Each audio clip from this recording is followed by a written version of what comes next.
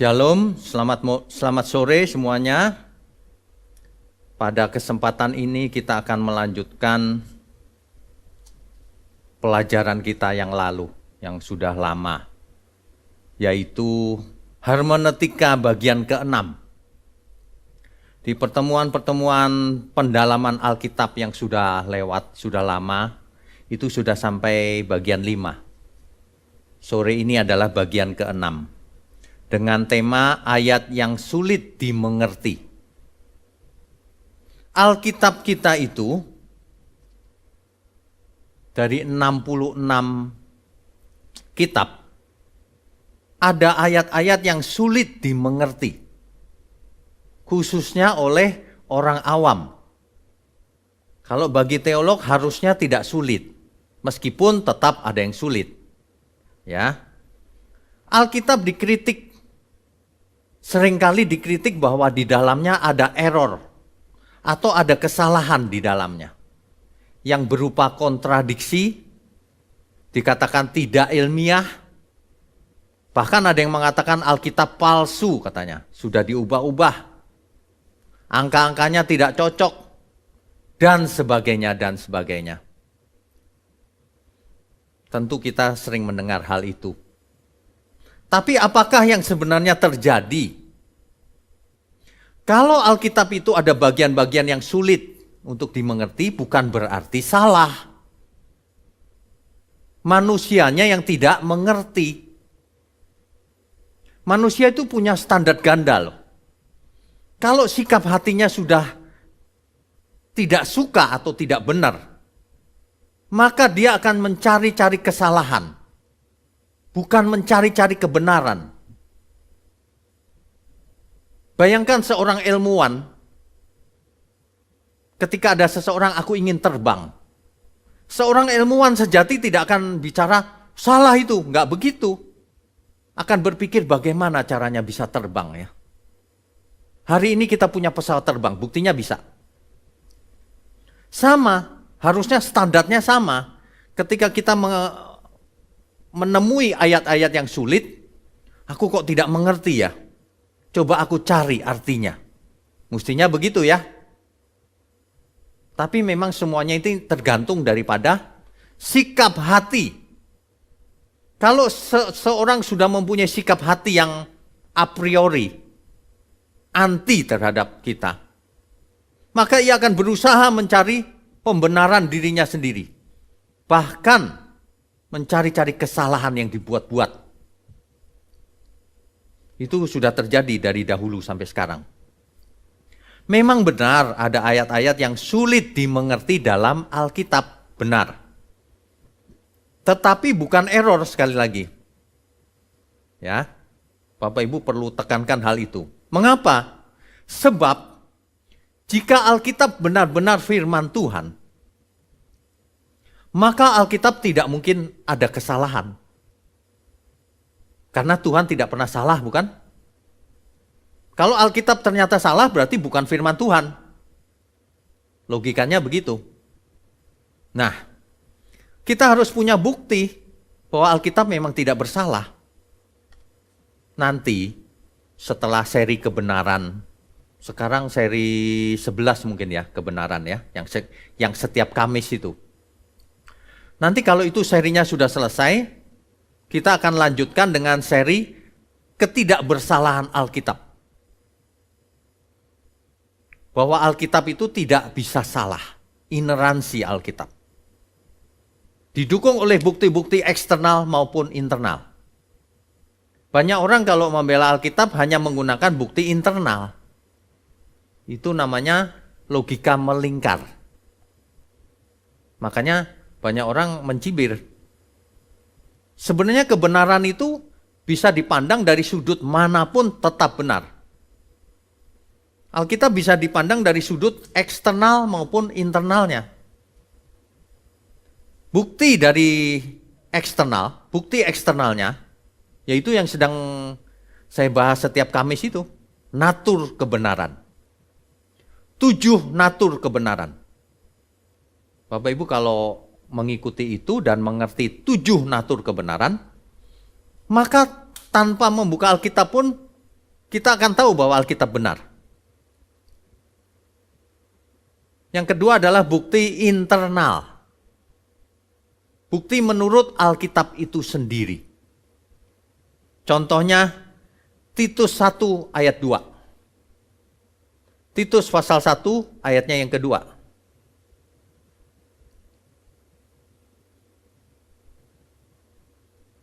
Saya bacakan ya. Dan berdasarkan pengharapan akan hidup yang kekal, yang sebelum permulaan zaman sudah dijanjikan oleh Allah yang tidak berdusta. Allah itu tidak bisa berdusta. Jadi firman-Nya adalah pasti benar. Ya. 2 Timotius 2 ayat 13. 2 Timotius 2 ayat 13. Jika kita tidak setia, Dia tetap setia. Karena Dia tidak dapat menyangkal dirinya. Tuhan tidak dapat menyangkali dirinya. Tuhan itu konsisten, sempurna. Ya. Ada banyak sekali bukti-bukti internal, artinya menurut Alkitab itu sendiri. Ada banyak sekali. Contoh satu lagi ya, Yohanes 17 ayat 17. Yohanes pasalnya yang ke-17, ayatnya yang ke-17. Kuduskanlah mereka dalam kebenaran. Firman-Mu adalah kebenaran. Ya. Mazmur 119 ayat 160. Mazmur 119 ayatnya yang ke 160. Saya bacakan ya. Dasar firman-Mu adalah kebenaran, dan segala hukum-hukum-Mu yang adil adalah untuk selama-lamanya. Jadi firman Tuhan itu dasarnya ya kebenaran. Dan itu berlaku selama-lamanya. Sampai hari ini. Ya, ini bukti internal nih. Di Roma 1 ayat 16 dikatakan, Injil itu kekuatan Allah yang menyelamatkan. Dalam Efesus 1 ayat 13 dan Kolose 1 ayat 5 dikatakan, Injil itu adalah firman kebenaran. The word of truth. Tidak ada yang salah. Ya. Tapi ada prinsip yang sangat penting yang hari-hari ini seringkali diabaikan oleh banyak orang. Bahkan untuk orang-orang yang pernah sekolah Alkitab. Coba kita baca. 2 Petrus 1 ayatnya yang ke-20 sampai 21. 2 Petrus pasalnya yang pertama ayat 20 sampai 21. Yang terutama harus kamu ketahui ialah bahwa nubuat-nubuat dalam kitab suci tidak boleh ditafsirkan menurut kehendak sendiri. Ayat 21-nya, sebab tidak pernah nubuat dihasilkan oleh kehendak manusia, tetapi oleh dorongan Roh Kudus orang-orang berbicara atas nama Allah. Ya. Ayat-ayat Alkitab ini menjadi seolah-olah sulit. Kita belum sampai yang benar-benar sulit. Yang biasa saja dianggap sulit. Mengapa? Karena tidak taat kepada firman ini. Pakai pikirannya sendiri. Hosea 4 ayat 6 contohnya. Umatku binasa karena tidak mengenal Allah. Umatku di situ adalah umat Tuhan. Yang memilih adalah Tuhan sendiri. Tuhan yang pilih bisa binasa enggak? Bisa. Mengapa? Karena tidak mengenal Allah. Mengapa tidak mengenal Allah? Karena engkaulah yang menolak pengenalan itu. Orang yang tidak mau belajar, dia tidak mengenal Allah. Dan pasti binasa, meskipun Kristen. Sebab hidupnya jadi nggak benar, salah mengerti. Sebab hidup seseorang di-trigger atau digerakkan oleh apa yang ia mengerti, oleh apa yang ia percayai. Tidak boleh diartikan oleh keinginan sendiri. Itu namanya eisegesis. Hosea 4 ayat 6 tadi, ada teman saya yang bilang, itu umatku, di situ bukan umat Tuhan, Pak. Itu pakai pikiranmu sendiri namanya. Udah jelas-jelas umatku. Umat Tuhan yang pilih Tuhan. Itu artinya sedang membela doktrinnya dengan mengabaikan Alkitab. Mengapa? Karena doktrinnya adalah umat yang dipilih Tuhan tidak bisa binasa. Padahal buktinya bisa. Heran ya, manusia lebih takut pada kehendaknya sendiri, pikirannya sendiri dibanding teks Alkitab. Kalau mau belajar Alkitab harus apa adanya, harus jujur jadi orang. Kalau orang nggak mau jujur, bagaimana bisa mengerti kebenaran? Banyak orang itu mencari pembenaran, bukan kebenaran. Mau membenarkan dirinya sendiri, sehingga teks Alkitab pun diubah-ubah. Sudah jelas eksplisit, masih berani ngubah. Itu bukan umat Tuhan, Pak, katanya. Kalau umat Tuhan nggak mungkin binasa gitu. Pakai pikiranmu sendiri itu namanya. Hari gini cepat bertobat ya kita semua ya. Kita bisa mati setiap saat. Dunia sudah tidak aman. Cepat bertobat. Kematian bukanlah sesuatu yang harus kita takuti. Yang harus kita takuti adalah ketika kita mati, ditolak Tuhan. Itu yang harus kita takuti. Makanya jangan membela doktrin, jangan membela teori, jangan membela teolog. Utamakan firman Tuhan. Karena inilah the word of truth. Kalau ada ayat yang sulit, usaha. Tanya yang mengerti. Jangan pakai pikiran sendiri. Ya. 2 Timotius 3 ayat 16. Segala tulisan itu diilhamkan oleh Allah. Segala tulisan di situ maksudnya adalah kitab suci. Bahkan kalau kita mengaku Kristen, artinya kita pengikut Kristus. Baca itu apa yang diajarkan oleh Tuhan Yesus. Baca yang lengkap. Jangan pilih-pilih ayat. Dari dulu sukanya pilih-pilih ayat. Yesus sendiri, Tuhan Yesus sendiri selalu menekankan bahwa kitab suci adalah kebenaran. Bapak Ibu coba satu contohnya, Matius 4 ayat 10. Matius pasal 4 ayat 10. Maka berkatalah Yesus kepadanya, nyahlah iblis, sebab ada tertulis, engkau harus menyembah Tuhan Allahmu dan hanya kepada Dia sajalah engkau berbakti. Perhatikan, Tuhan Yesus memakai istilah sebab ada tertulis. Apa itu maksudnya? Menurut kitab suci. Di Alkitab kita, itu seringkali dipakai ada tertulis. Itu minimal 90 kali muncul ada tertulis. Artinya apa? Artinya Alkitab sendiri memverifikasi dirinya sendiri, bukti internal. Ada tertulis. Coba dibaca deh. Itu maksudnya kitab suci mengatakan, ya, ini verifikasi dari dalam internal. Kalau ada orang yang berkata, itu kan menurut Alkitab sendiri. Oke, verifikasi dari eksternal. 7 natur kebenaran. Ayo, kau punya apa? Sama-sama diuji. 7 natur kebenaran. Siapa yang benar? Hidup cuma sekali. Kalau kita salah pilih, binasa kita. Kalau salah makan, paling sakit perut sebentar. Salah potong rambut, paling pitak. Sebulan kemudian juga sudah numbuh lagi. Ya. Tapi kalau salah mengerti firman, hidupnya jadi salah, binasa. Karena pikiran jadi nyeleweng, sesat. Banyak sekali perkumpulan-perkumpulan Kristen. Tapi teologinya kemakmuran. Tidak mau belajar Alkitab dengan benar. Kalau diajarin Alkitab ngomongnya, jangan ngomong doktrin Pak di sini. Kamu menolak firman Tuhan artinya. Kalau kamu menolak firman Tuhan, kau binasa. Ini yang ngomong Alkitab loh, bukan saya.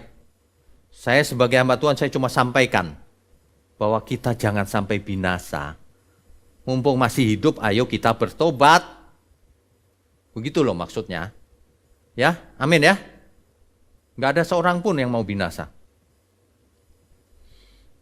Teks asli Alkitab tidak bisa salah. Yang bisa salah adalah salinannya. Manuskrip itu salinan. Manuskrip bisa salah nggak? Bisa. Salah tulis? Bisa. Tapi teks asli Alkitab tidak bisa salah. Nah, masalahnya teks asli sudah rusak juga. Lalu bagaimana? Itulah yang akan kita bahas nanti, ineransi Alkitab. Dari salinan-salinan ini yang jumlahnya banyak, kita akan tahu aslinya yang mana. Aslinya isinya seperti apa. Nanti itu topik tersendiri ya. Tapi kita lanjutkan dulu dengan topik kita pada sore menjelang malam ini. Bahwa Alkitab ada ayat-ayat yang sulit. Kesulitan ini terjadi sebagai akibat dari yang pertama, kesalahan menyalin manuskrip. Manuskrip yang disalin salah jadi aneh kalimatnya. Tidak mengerti gitu. Yang kedua, kesalahan dalam penerjemahan. Bisa nggak salah? Bisa. Karena yang menerjemahkan manusia. Manusia bisa salah. Ya. Terjemahan bisa salah, nanti kita akan lihat contoh-contohnya. Yang ketiga, salah tafsir. Nah, kalau salah tafsir ini salah manusianya. Alkitabnya tidak salah, manusianya yang salah. Kenapa kau ngertinya salah? Nah, begitu ya. Kenapa kita mengalami kesulitan sehingga salah tafsir? Nah, ini yang akan kita bahas secara detail. Yang pertama masalahnya adalah soal Bapak Ibu harus ingat lebih dahulu bahwa Alkitab kita itu penulisannya panjang, kurang lebih 1500 tahun. Sejak Taurat ditulis, Taurat ya, Taurat itu kurang lebih 1400 sebelum Masehi. Perjanjian Lama berakhir di sini. Lalu perjanjian baru ditulis di abad pertama, 1 Masehi. Jadi kalau di total kira-kira kurang lebih 1500 tahun yang lalu ditulisnya. Jadi Alkitab yang kita punya ini sangat kuno, bahkan yang paling kuno dari agama-agama lain. Banyak orang berpikir tidak mengerti historis sejarah. Alkitab ini adalah yang paling kuno, Taurat ini. Yang hari ini kita masih punya aslinya. Ya. Nah, dengan jarak waktu yang begitu lama, maka tentu saja bahasa berubah. Budaya hari itu tidak sama dengan budaya hari ini. Ya. Kesulitan yang pertama ketika membaca Alkitab adalah persoalan budaya. Bapak Ibu harus tahu bahwa Alkitab kita itu perjanjian lama, perjanjian baru itu soal budaya Ibrani. Soal budaya Yahudi. Meskipun perjanjian baru ditulis dalam bahasa Yunani. Tapi ini tentang budaya Yahudi. Makanya bahasa Yunani kitab perjanjian baru disebut Judeo-Greek. Ya. Jadi bukan Yunani biasa, Yunani yang membahas soal Ibrani. Yang pertama soal budaya masalahnya. Coba kita berikan contohnya ya. Di Matius 8 ayat 22 contohnya. Matius pasal 8 ayat 22. Tetapi Yesus berkata kepadanya, "Ikutlah aku, dan biarlah orang-orang mati menguburkan orang-orang mati mereka." Kalau orang membaca ayat ini kok susah ya dimengerti. Mana bisa orang mati menguburkan orang mati? Ini apa ini? Perumpamaan atau apa ini? Nah, sulit ya jadinya ayat ini. Tapi kalau kita mengerti budaya hari itu, maka kita tidak sulit mengertinya. Ternyata proses penguburan orang mati di zaman itu ada 2 tahap. Yang pertama, mayatnya diletakkan di gua. Makam hari itu kebanyakan gua. Ya, seperti Tuhan Yesus ketika mati dari kayu salib diturunkan masuk ke dalam gua. Nah, di gua inilah mayat itu dibaringkan. Nanti dengan berjalannya waktu akan hancur, tinggal tulangnya. Setelah tulangnya, tulang itu dikumpulkan, dimasukkan ke peti yang lebih kecil. Namanya ossuary. Nah, itulah budaya hari itu. Kalau kita mengerti itu, maka kita mengerti ini. Ini maksud Tuhan adalah begini. Kalau kita baca ayat-ayat sebelumnya ya, ayat 21 misalnya. Seorang lain yaitu salah seorang muridnya berkata kepadanya, Tuhan, izinkanlah aku pergi dahulu menguburkan ayahku. Nah, yang dimaksud menguburkan ayahku di situ adalah proses yang kedua tadi.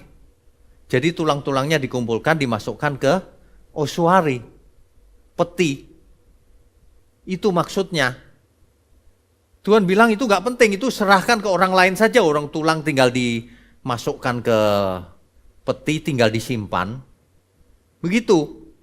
Jadi ini soal persoalan budaya, praktek zaman itu.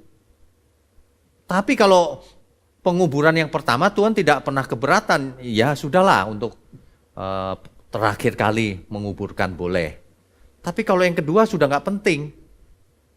Dimasukkan ke dalam ossuary, disimpan. Yaitu suruh orang lain saja gitu. Ya. Jadi persoalan-persoalan seperti ini akan sulit kalau orang tidak mengerti budaya hari itu. Contoh lain persoalan budaya. Alkitab kita Perjanjian Lama itu ditulis dengan budaya patriark. Patriark itu maksudnya yang dianggap lebih penting adalah pihak pria. Ya. Itu sebabnya anak-anak Adam yang dicatat adalah siapa? Kain, Habel, dan Set. Lalu Kain menikah. Banyak orang bertanya-tanya, Kain menikah dengan siapa, Pak? Mungkin nggak Adam dan Hawa itu bukan manusia pertama, ada manusia lain. Ada lagi yang bilang, mungkin nggak Tuhan menciptakan Adam dan Hawa di setiap negara. Nah, itu pakai pikiran sendiri itu. Sebab Alkitab berkata Hawa, Khafah, itu artinya ibu segala bangsa, ibu semua manusia. Artinya tidak ada manusia lain selain Adam Hawa yang diciptakan Tuhan. Ya. Jadi Kain menikah dengan siapa, Pak? Bapak Ibu tentu tahu bahwa Adam umurnya 930 tahun. Bayangkan ketika pertama kali diciptakan, gen manusia masih sempurna. Umurnya masih, meskipun jatuh ke dalam dosa, umurnya masih panjang, 930 tahun. Tentu saja Hawa subur sekali, tidak ada menopause hari itu.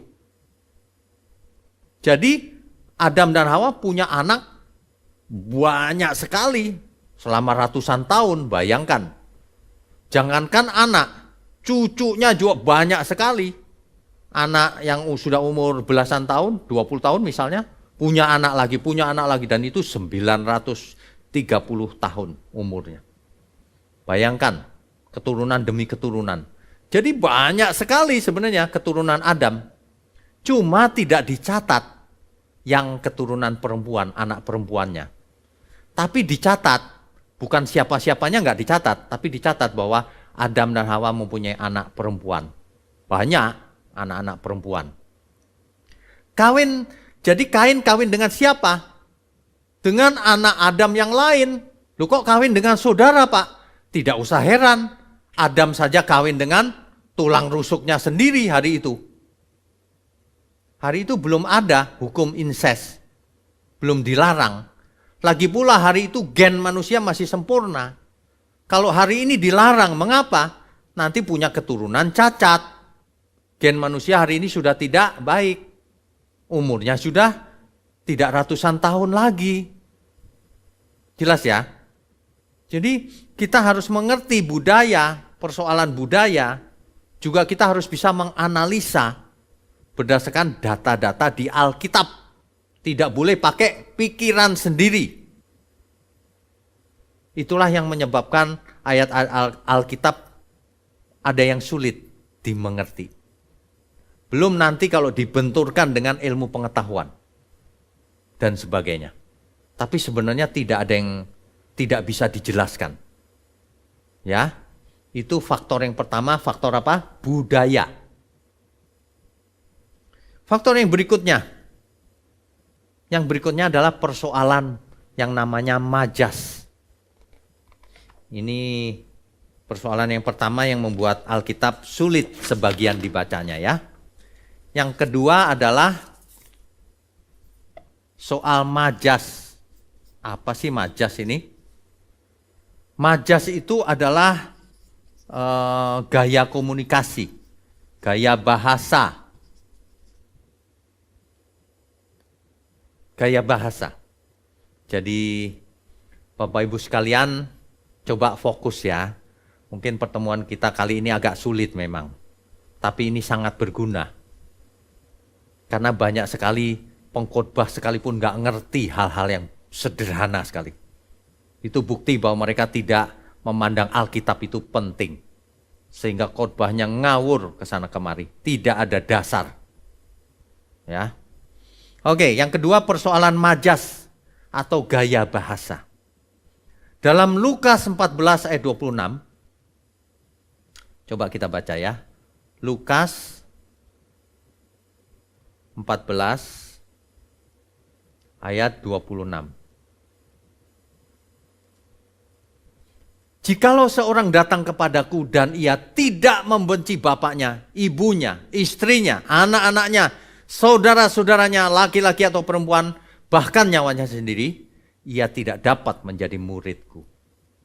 Kalau orang yang tidak mengerti gini, waduh kalau mau jadi murid Tuhan berarti kita harus benci kepada bapak kita, ibu kita, istri, anak-anak. Wah ini ajaran gak bener nih. Begitu kalau orang tidak mengerti. Kalau haters suka nih baca, ini ya salah ini Alkitab gitu. Aduh, gak mengerti tapi ngomongnya kenceng. Coba kita belajar yang benar ya. Ada yang namanya majas, cara komunikasi, gaya bahasa. Ya. Coba kita baca sebelum kita jawab persoalan itu, kita baca Matius 10 ayat 34 sampai 39. Matius pasal 10 ayatnya yang ke-34 sampai 39. Jangan kamu menyangka bahwa aku datang untuk membawa damai di atas bumi. Aku datang bukan untuk membawa damai, melainkan pedang. Banyak orang langsung tuh ya, kontradiksi. Katanya raja damai, tapi ini enggak membawa damai gitu. Perhatikan konteksnya. Ayat 35. Sebab aku datang untuk memisahkan orang dari ayahnya, anak perempuan dari ibunya, menantu perempuan dari ibu mertuanya. Waduh ini kalau nggak ngerti kacau ini. 36, apalagi yang ayat 36. Dan musuh orang ialah orang-orang seisi rumahnya. Waduh kalau kita jadi Kristen jadi musuh semua isi rumah. Seolah-olah gitu. Bukan itu artinya. Nah ayat 37 diulang lagi yang tadi. Barang siapa mengasihi bapak atau ibunya lebih daripadaku. Nah ini lebih jelas nih. Lebih daripadaku, ia tidak layak bagiku. Dan barang siapa mengasihi anaknya laki-laki atau perempuan lebih daripadaku, ia tidak layak bagiku. Barang siapa tidak memikul salibnya dan mengikut aku, ia tidak layak bagiku. Ingat ya Bapak Ibu ya, ayat-ayat di Alkitab itu saling menjelaskan, saling melengkapi, tidak pernah bertentangan satu sama lain. Saling mendukung. Jadi di ayat ini kita tahu sekarang, barang siapa mengasihi ayah ibunya lebih dari mengasihi Tuhan, maka ia nggak layak. Apa artinya? Artinya kita harus mengasihi Tuhan di atas segalanya. Yang tadi itu gaya bahasa, membenci bapaknya, ibunya, dan seterusnya. Maksudnya adalah mengasihi Tuhan jauh di atas segalanya. Itu gaya bahasa itu. Sebab Tuhan tidak pernah mengajar supaya kita membenci. Jangankan membenci orang tua. Membenci sesama saja tidak boleh. Karena hari itu sudah ada hukum Taurat. Dilarang membunuh. Dilarang membenci. Ya, Tuhan tahu banget itu. Jadi Tuhan mengajarkan dengan gaya bahasa. Tidak ada satu orang pun di dunia ini yang mengartikan ini kita disuruh membenci. Inilah majas atau gaya bahasa itu. Makanya ketika membaca ayat-ayat Alkitab harus mengerti majas satu ini. Kalau enggak bisa salah. Contohnya satu lagi. Roma 9 ayat 13. Makanya lahir doktrin-doktrin yang salah. Seperti ada tertulis, aku mengasihi Yakub tetapi membenci Esau. Orang yang tidak mengerti langsung mengambil ayat ini secara harfiah, literal. Oh, Tuhan benci ya sama Esau ya. Oh, Tuhan mengasihi Yakub tuh. Seolah-olah Tuhan itu pilih kasih gitu. Esau dibenci. Padahal Tuhan tidak pernah membenci manusia. Tidak pernah. Ini gaya bahasa, majas. Bahwa Tuhan lebih memilih Yakub dibanding Esau.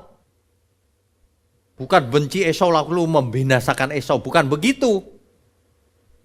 Ini perbandingan bahwa Esau tidak bisa dipercaya. Jadi Tuhan memilih Yakub.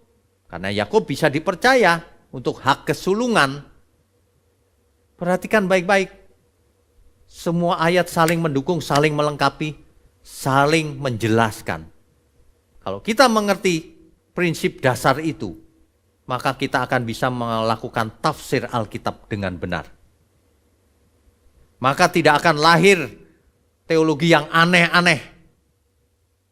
Orang tidak mengerti, maka orang membuat teologi predestinasi. Tuh, Allah menentukan Esau binasa gitu. Bukan, bro. Ini gaya bahasa atau majas. Maksudnya Tuhan memilih Yakub sebagai pemilik hak kesulungan. Maksudnya itu ya. Belajarlah yang jujur, rendah hati. Jangan sombong. Banyak orang tidak mengerti, menyerang lagi. Waduh. Makanya kita tidak tanggapi orang-orang yang begitu. Karena mereka nggak belajar. Meskipun doktor teologi. Sekolah teologi tidak menyebabkan orang menjadi mengerti. Seringkali malah jadi sombong. Tidak memberkati orang. Di tengah-tengah dunia yang sudah bahaya begini. Di tengah-tengah pandemi begini. Masih sombong juga. Padahal bisa mati setiap saat. Heran. Bukannya kita bergandengan tangan. Menyerang sana sini. Kalaupun kita beda dalam soal tafsir, jangan membenci. Kalau orang membenci sesamanya, ia seorang pembunuh, kata Tuhan Yesus. Kamu ngerti gak itu ayat itu? Gak takut firman Tuhan ini. Percuma gelarmu itu. Percuma kau sekolah teologi. Semua yang kita punya ini percuma kalau kita tidak selamat, kalau kita ditolak Tuhan. Oke, kita lanjutkan dulu ya. Ini adalah faktor kedua yang menyebabkan ayat-ayat sulit dimengerti. Faktor ketiga.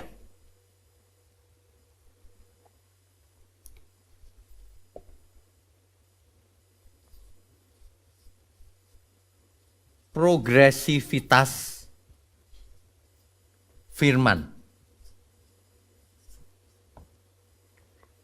Kita harus mengerti bahwa firman itu diturunkan secara progresif. Bukan statis, progresif. Ya, seperti anak sekolah itu progresif. mulai dari TK, SD, SMP, SMA, kuliah. Progresif. Puncaknya itu ada di firman Tuhan Yesus. Taurat disempurnakan oleh Tuhan Yesus. Itu puncaknya. Kalau orang tidak mengerti begini, orang akan menganggap seluruh firman sama. Tidak progresif ini. Contoh sederhana. Kejadian 17 ayatnya yang ke-7. Kejadian pasal 17 ayatnya yang ke-7.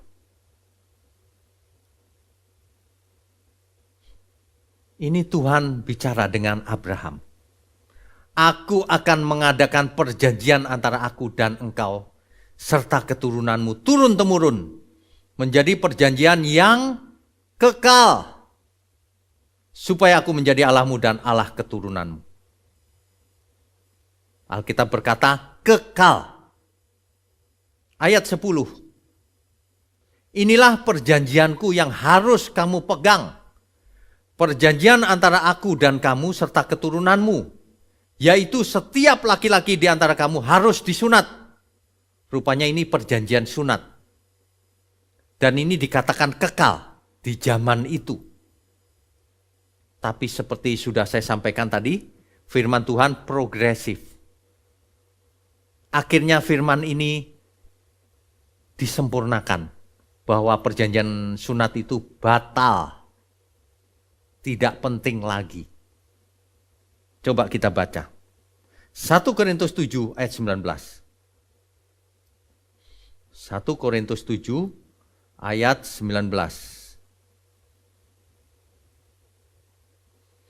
Sebab bersunat atau tidak bersunat tidak penting. Yang penting ialah mentaati hukum-hukum Allah. Jelas ya? Tidak ada debat apapun dalam hal ini. Karena ini jelas. Nah, ini diulang-ulang dalam Galatia 5 ayat 6, Galatia 6 ayat 15. Yang penting sunat hati, Kisah Rasul 7 ayat 51. Yang penting sunat Kristus, Kolose 2 ayat 11. Coba ditampilkan, Kolose 2 ayat 11.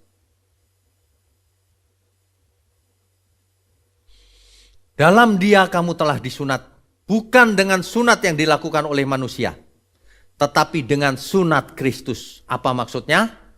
Yang terdiri dari penanggalan akan tubuh yang berdosa.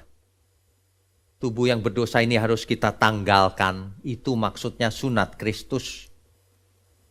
Sunat harafiah untuk apa? Manfaatnya sedikit, hanya untuk kesehatan, kebersihan. Boleh, jelas boleh, dan itu baik. Tapi untuk keselamatan bukan itu. Nah, inilah contoh dari firman yang progresif. Bayangkan kalau orang tidak membaca perjanjian baru, hanya perjanjian lama. Dia pikir sunat itu yang paling penting. Dia pikir perjanjian sunat fisik itu kekal. Padahal tidak. Hari ini mau disunat atau tidak penting. Yang penting adalah sunat Kristus.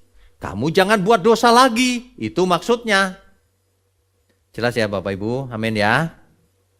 Ini adalah persoalan ketiga. Kita perlu tahu bahwa, perlu ingat bahwa firman itu progresif. Apa yang berlaku dulu, sekarang belum tentu berlaku. Tapi ada firman yang kekal, berlaku terus. Nah, kita harus tahu mana yang progresif, mana yang tetap. Faktor yang keempat.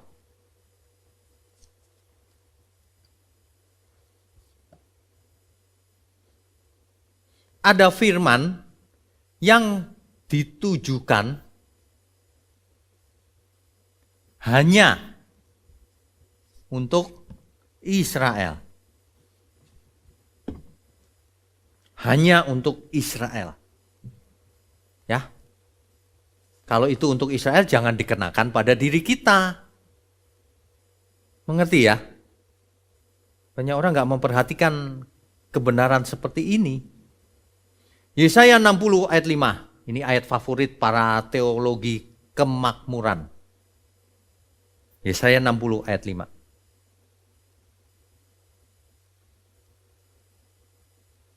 Coba ditampilkan. Nah, Pada waktu itu engkau akan heran melihat dan berseri-seri. Engkau akan tercengang dan akan berbesar hati. Sebab kelimpahan dari seberang laut akan beralih kepadamu. Dan kekayaan bangsa-bangsa akan datang kepadamu. Ayat ini diaminkan oleh orang yang menganut teologi kemakmuran. Yes, kekayaan bangsa-bangsa akan ditransfer ke rekening kita. Itu banyak sekali loh dulu. Nggak tahu sekarang masih ada apa enggak. Ternyata malah bangkrut di masa COVID begini. Ini kenapa begitu? Karena ngawur. Tidak sesuai Alkitab. Sebab kalau kita perhatikan, firman ini berlaku untuk Israel, bukan orang Kristen. Orang Kristen bisa miskin? Bisa. Bisa menderita? Justru bisa. Tapi menderita untuk Kristus. Ada amin ya? Kekayaan bangsa-bangsa akan dilimpahkan kepadamu. Ya, untuk Israel. Buktinya apa? Hari ini yang menguasai dunia. Itu bangkir-bangkir Israel. Ya. Orang Kristen, bukan kekayaan di bumi yang penting. Satu lagi, Kejadian 12 ayat 7, kalau ini jelas banget nih. Kejadian 12 ayat 7. Ketika itu Tuhan menampakkan diri kepada Abram dan berfirman, Aku akan memberikan negeri ini kepada keturunanmu. Maka didirikannya di situ mezbah bagi Tuhan yang telah menampakkan diri kepadanya. Tuhan berjanji kepada Abraham akan memberikan negeri ini kepada keturunanmu. Negeri mana itu? Kanaan. Jangan dikenakan pada kita. Kayaknya yang satu ini nggak ada yang mengenakan pada dirinya sih. Kanaan akan diberikan kepadaku. Enggak, itu untuk Israel. Ini contoh aja biar jelas. Makanya jangan suka memungut ayat-ayat perjanjian lama, dipilih-pilih yang enak didengar, lalu diaplikasikan kepada diri sendiri. Itu namanya tidak jujur. Itu namanya menipu diri sendiri. Ya, mari kita bertobat ya. Ini kalau saya bicara seperti ini tidak bermaksud menyerang siapapun. Cuma bermaksud mengingatkan. Mari kita baca yang benar, mari kita bertobat. Supaya hidup kita menjadi benar di mata Tuhan. Supaya nanti kita ketemu lagi di kerajaan surga. Begitu loh maksudnya. Ada amin ya. Oke, baik. Yang berikutnya.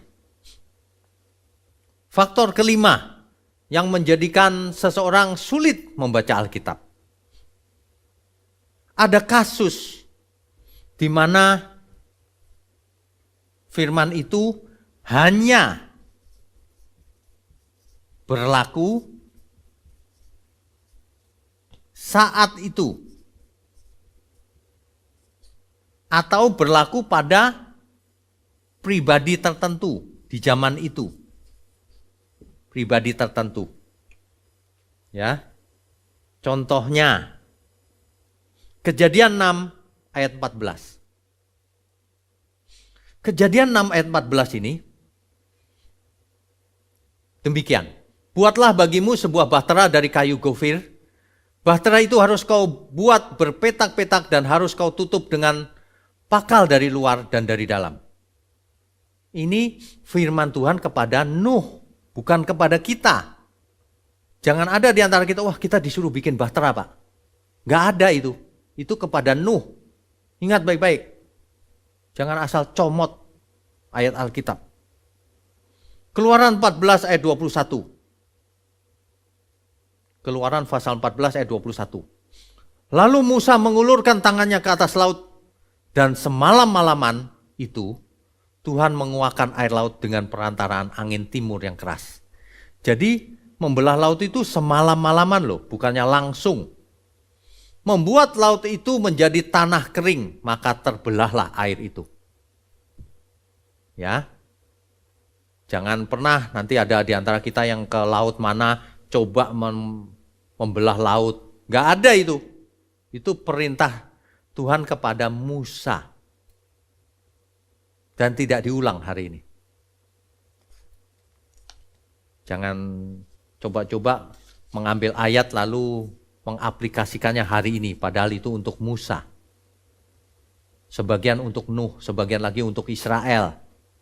Kita harus fokus pada firman yang untuk kita. Untuk semua umat di muka bumi ini. Pasti yang berhubungan dengan keselamatan. Sebab itulah yang paling utama, yang paling penting. Ya. Yang berikutnya, faktor yang keenam. Yang membuat seseorang sulit membaca Alkitab, itu adalah karena Alkitab memakai bahasa simbol atau kiasan. Sebagian itu memang literal, sebagian lagi figuratif. Nah, masalahnya adalah yang mana yang literal, yang mana yang figuratif.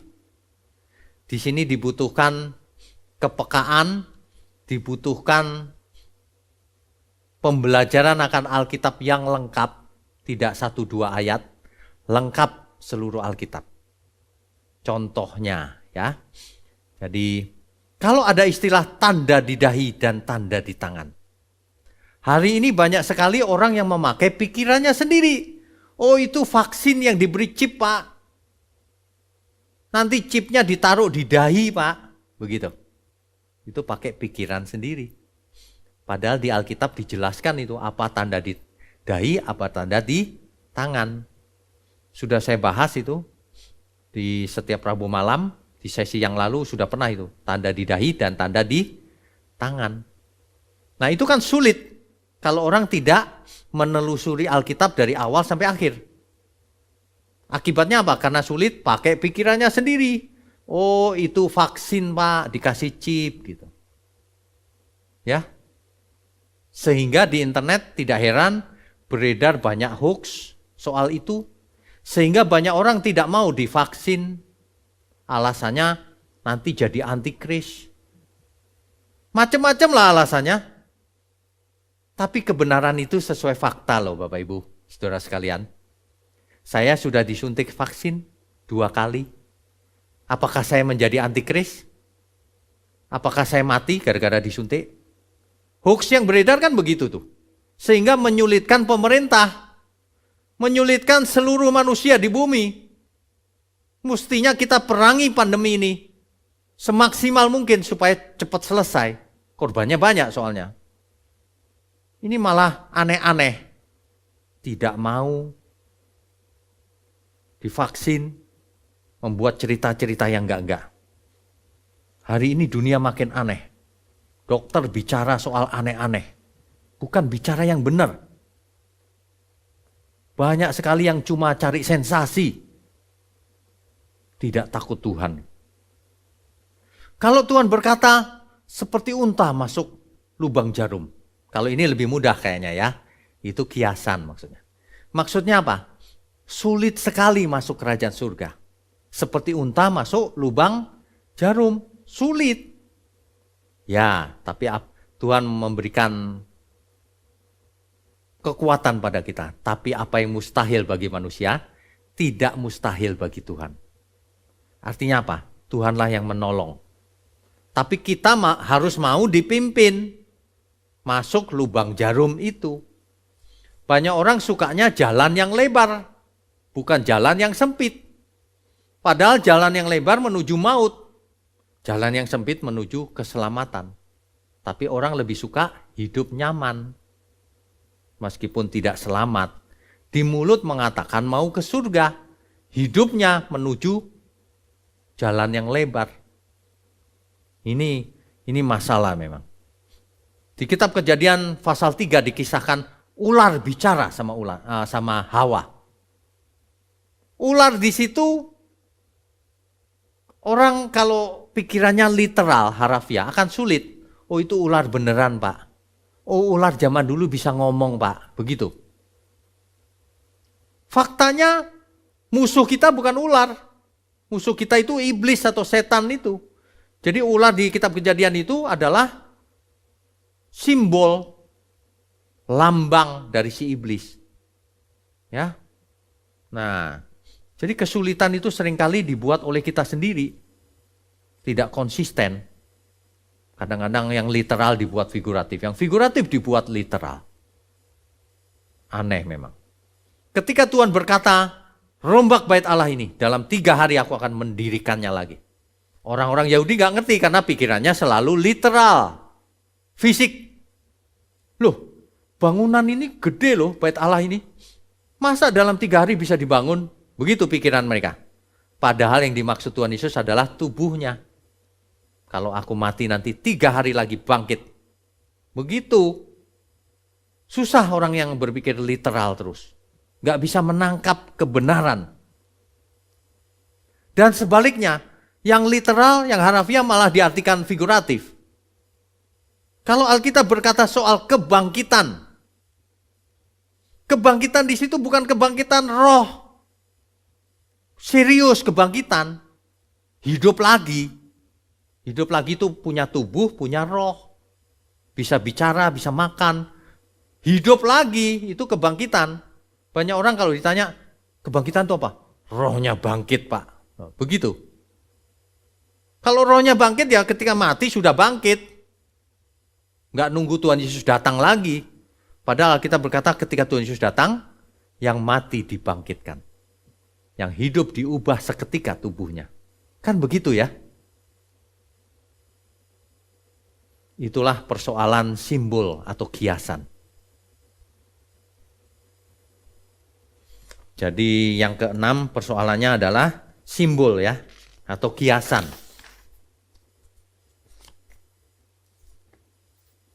Simbol atau lambang ya. Jadi ini adalah persoalan literal atau figuratif. Kalau orang salah menempatkan ini, maka pengertiannya jadi salah. Faktor yang ketujuh, saya sengaja pilihkan 7 saja, sebab masih banyak hal-hal yang sulit. Lain kali kita sambung ya, tapi yang ketujuh dulu. Yang ketujuh, seringkali terjemahan itulah yang membuat sulit, karena terjadi loss in translation.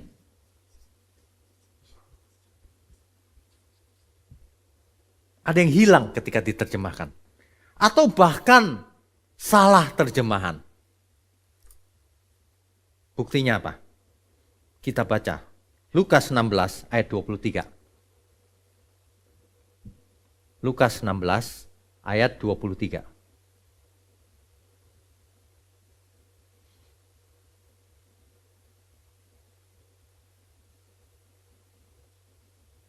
Ya.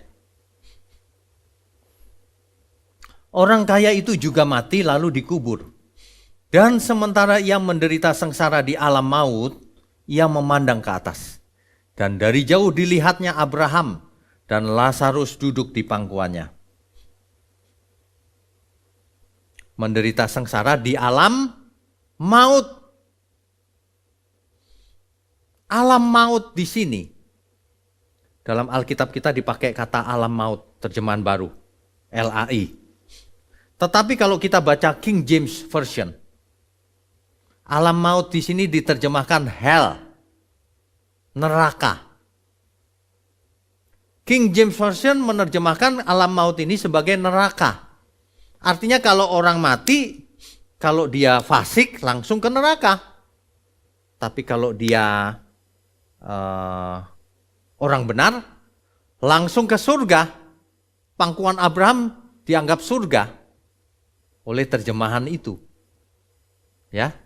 Tetapi sudah terbukti bahwa King James Version akhirnya direvisi. Dalam terjemahan New King James Version dan semua terjemahan yang lain tidak diterjemahkan menjadi hell lagi. Tidak diterjemahkan menjadi neraka. Tapi diterjemahkan menjadi apa? Tidak diterjemahkan. Dipakai teks aslinya, yaitu Hades. Mengapa demikian? Karena mereka sadar bahwa Hades itu bukan hell, bahwa Hades itu bukan neraka. Ya, itu salah terjemahan. Nah, hari ini semua terjemahan sudah benar, Hades. Hades itu bukan neraka. Mengapa? Sebab kalau orang mati, rohnya yang ke Hades. Kalau orang benar ke Firdaus, masih roh. Nanti ketika Tuhan Yesus datang, kebangkitan. Ingat, bangkit itu literal, fisik. Jadi kebangkitan itu nanti, artinya sekarang masih roh. Artinya Hades dan Firdaus itu dunia roh. Barulah ketika Tuhan Yesus datang dibangkitkan, dikasih tubuh kemuliaan fisik. Baru dibawa ke langit baru, bumi baru, kerajaan surga. Artinya langit baru, bumi baru juga fisik kerajaan surga. Bukan roh. Yang selama ini orang bayangannya roh. Salah itu. Ya. Terjemahan yang salah menyebabkan kesulitan bagi sebagian orang. Ya. Nah, dan banyak kasus lain. Lain kali kita sambung dengan kasus yang lain ya. Tetapi sebelum kita tutup, saya mau berikan satu prinsip sederhana. Kalau ada di antara Bapak Ibu atau saudara sekalian membaca ayat-ayat itu ada yang sulit dimengerti, maka carilah ayat-ayat yang mudah dimengerti pada topik yang sama. Karena ayat Alkitab tidak bisa bertentangan. Yang gampang dimengerti aja, pasti intinya sama. Begitu ya. Itu prinsip yang sederhana. Sebab seluruh Alkitab tidak mungkin bertentangan. Ya. Contohnya, persoalan klasik, keselamatan itu karena iman atau perbuatan. Coba kita baca, Yakobus 2 ayat 24. Yakobus 2 ayat 24. Di situ dikatakan bahwa, jadi kamu lihat bahwa manusia dibenarkan karena perbuatan-perbuatannya dan bukan hanya karena iman. Jadi dibenarkan karena apa? Perbuatan, bukan hanya karena iman. Artinya apa? Iman yang ada perbuatannya. Ini gampang dimengerti bukan? Tapi herannya banyak orang menolak ayat ini. Padahal ini ayat kitab suci. Mengapa? Mereka lebih pilih ayat yang lain. Roma 3 ayat 28. Roma 3 ayatnya yang ke-28. Manusia dibenarkan karena kami yakin bahwa manusia dibenarkan karena iman. Dan bukan karena ia melakukan hukum Taurat. Ayat ini tidak bertentangan dengan Yakobus 2 ayat 24 tadi. Saya heran orang-orang tidak mengerti hal ini. Ayat ini tidak bertentangan karena yang dimaksud oleh Yakobus 2 ayat 24 itu bukan perbuatan melakukan Taurat, bukan. Tapi perbuatan melakukan kehendak Tuhan.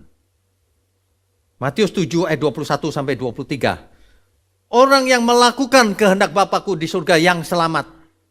Yang tidak melakukan biar beriman katanya gak selamat. Ini sederhana loh, begitu saja tidak mengerti. Yakobus yang begitu sederhana, pura-pura tidak mengerti. Akibatnya ya salah membuat doktrinnya. Jadi begini ya Bapak Ibu sebagai penutupan. Makanya dalam melakukan tafsir, kita itu harus jujur. Ya, kita harus jujur. Jangan pakai pikiran sendiri, jangan pakai buku belum tentu benar. Baca lagi Alkitab sesuai konteksnya. Baca lagi Alkitab. Ya. Ada amin ya Bapak Ibu. Alkitab kita itu luar biasa. Alkitab kita itu berkuasa menyelamatkan. Menyelamatkan apa? Seseorang dari cara berpikir yang salah. Itulah sebabnya kalau seseorang tahu bahwa kita itu diciptakan oleh Tuhan. Engkau ciptakan aku Tuhan. Maka tidak akan baca Alkitab itu ngeyel-ngeyelan, memasukkan pikirannya sendiri. Mesti jujur mencari kebenaran, bukan mencari pembenaran. Amin ya, semua ya. Kita harus bertobat lagi. Tuhan, Kau ciptakan aku untuk menyenangkan-Mu. Mestinya begitu.